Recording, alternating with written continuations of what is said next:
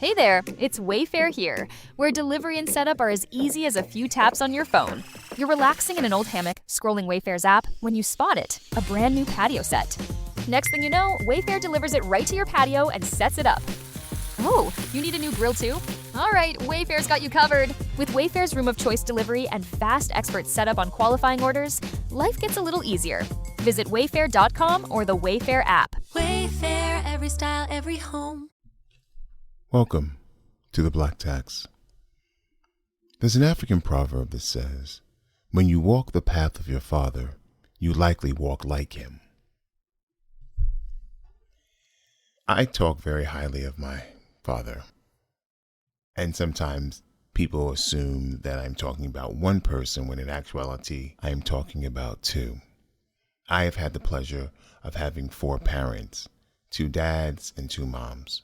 And though they are diametrically different in every aspect whatsoever, that quadrant of parenting has given me a sense of pride, purpose, tenacity, the ability to believe in myself, even when all is falling around me. That level of honesty with who I am as a man who is principled comes from the men who raised me. Each of them complex in themselves. Each of them come from 2 different generations. My biological dad is a member of the silent generation, born in 1927. My stepdad is born in 1947, who's a boomer. And each of these men, talented and gifted, intelligent, always showed me what I needed to become, to be, to understand what a father's love is. Now, though they were tormented because of society, their abilities not being recognized, they had to do what they had to do to survive. Watching that as a child growing up, I made a promise to myself that that's not what I wanted, that I was never going to dummy down to make white people feel comfortable about their lack of intelligence or their inability to match mine. And because I've made that decision, it has been a rough road. Though I have worked for firms, worked for corporations, there's always someone who's got to scratch the itch, and I'm the itch they need to get rid of. I'm often told by my family that I walk and act like my dad. And I respond to them with all clarity and all honesty that I do.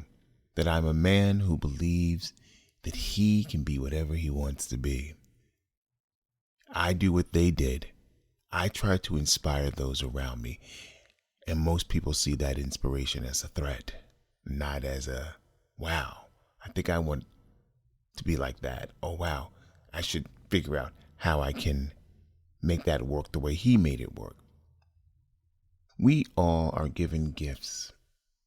Some of these gifts are passed down from generation to generation. Some of these gifts are not realized until the next generation, where they have passed to, can materialize those gifts. I don't think that people understand when you are raised with a father, the importance of what that is, how that reflects on male children, especially black male children. My dad died when I was in law school, and I was completely devastated. Not that I was losing a parent, but everything that I'd built my life around was no longer going to be there. And I went to school, told them that I had to take some time off, that I had to come to New York and bury my dad and do all the things that I needed to do, and did that, was here, flew back to Atlanta the same day he was laid to rest, had a somewhat of a hysteric breakdown on the plane.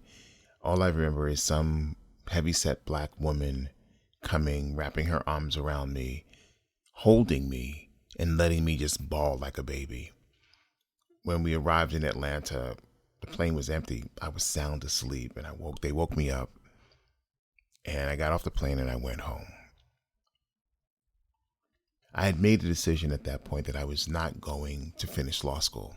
And though it was only a semester left, I was not interested in finishing. The person who wanted me to do this was no longer here. It wasn't important to me. There were other things that I needed to focus my energy on, and let's figure out how to make that work. That night, as I lay asleep, I felt someone wake me up. Now, I live alone, so there's no one in my apartment. And it was my dad. And he woke me up and he was like, "What does this you mean you're not going to finish law school? You've come too far to give up. Just because I'm not here doesn't mean you stop living." And in this conversation that felt unbelievably real, everything that needed to be said between us was said. Everything I felt was said. Things that he had done when I was a teenager or a young man that I was pissed about was resolved. There was so much in this several hour conversation that even today I can close my eyes and be back in that space hearing his words. The sun was coming up and he said to me, "I have to go now, and know that I'm always going to be there.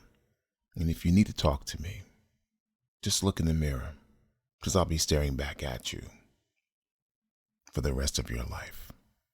Even as I sit here talking about it, I'm emotional. I'm tearing up because I understand the sacrifices that he made. And because of those sacrifices, it is important for me to never give up. Life is hard right now. Life is difficult. Things that were supposed to happen have not materialized. Money spent has not come back. I have to find a new place to live. I got to find a new job. I have to figure out how to use my talent and skills to create an opportunity for myself, as I have had to do in this millennial. But I stand firm in my principles. I stand firm in my ideals. I stand firm on my faith because of a man who had the tenacity to raise his son to be a man. And yes, I've had ups and downs and twists and turns and all arounds, but the one thing I can always come back to are the things that I was taught. The ability to believe in myself, the ability to stand strong through adversity. And though as being black and male in this racist, bigoted, sexist, misogynistic country, where everything is about race, even trying to find a job is about race, I don't have the gumption to give up. So when I say, as the proverb says, when you walk the path of your father, you likely to walk like him, is because I do walk like him. I don't give up. I won't give up. I could lose everything and pretty much I'm there. But I also have the ability to get up and start again. I have my health, and it's true what they say, health is wealth. I have my vitality, my youthfulness, my charm, the structure to believe that it can all turn around. But those are ingrained in my system because of the man I saw or the men I saw being raised. There are times when I am deeply depressed. And though I don't show it, I am. And in those moments, when they have been their worst, I have felt my dad hug me on my right, my stepdad hug me on my left, and the two of them just hold me. And I know people say, "Oh, that's you pretending to be something." You never forget the way a person hugs you, especially a parent. And anybody who knows me, when I hug them, they know that hug. I want that hug to be ingrained on their flesh, in their soul, in their heart, and on their mind. So even after I am long gone, what we're hoping for is January 3rd, 2095. I'll be old as fuck, but you know what? As long as I'm healthy, with a good tooth, a strand of hair, and an erection, everything is perfect. I want you to think about the lessons that you have learned from your dad, your uncles, family, friends, the male figure in your life. And even if you didn't have a direct male figure in your life, someone you saw, watched, that gave you an impression of how to walk with your head up, how to be powerful in your stride as a black man, and even as a black woman, because those skill sets are transferable. You learn how to be strong, powerful in the face of adversity. And when you can do that, the world is right. And though it may look dark and bleak as it does for me right now, I know just around the corner and down the block is the beginning of a new. Sometimes you got to walk out of the old into the new and leave everything here in this year before you start your new journey of the new year. Remember, parents want the best for their children, but you have to want more for yourself. Stay woke. We out.